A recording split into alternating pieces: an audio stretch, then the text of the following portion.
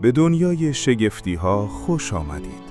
اینجا آرتینو استودیوست، جایی که علم و هنر در آسمان همدیگر را ملاقات می‌کنند.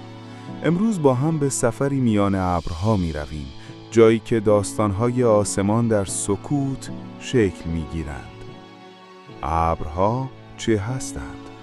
ابرها چیزی جز میلیاردها قطره کوچک آب یا کریستال‌های یخ نیستند که در آسمان معلق مانده‌اند. هر قطره آنقدر سبک است که می‌تواند با جریان هوا کیلومترها سفر کند و ما از پایین آن را به شکل توده‌های سفید و نرم می‌بینیم. انواع ابرها. ابرها خانواده‌های مختلفی دارند.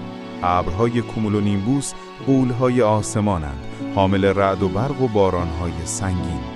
ابرهای سیروس نازک و بلند در ارتفاعات بالا می‌رقصند و خبر از تغییرات آب و هوا می‌دهند. و ابرهای استراتوس آرام و گسترده مثل پتوی نرم آسمان را می‌پوشانند. حقوق شگفت‌انگیز. آیا می‌دانستید یک ابر متوسط می‌تواند بیش از 500 تن آب در خود داشته باشد؟ یا اینکه ابرها می‌توانند صدها کیلومتر جابجا شوند و بارانشان را در سرزمینی دیگر ببارند؟ حتی رنگ ابرها از سفید تا خاکستری تیره سرنخی از داستان درونشان به ما می‌دهد. نقش ابرها در زندگی ما.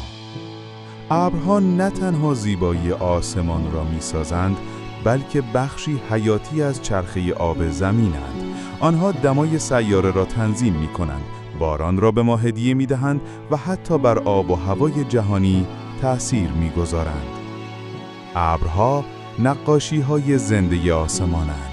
هر روز داستانی تازه می‌گویند.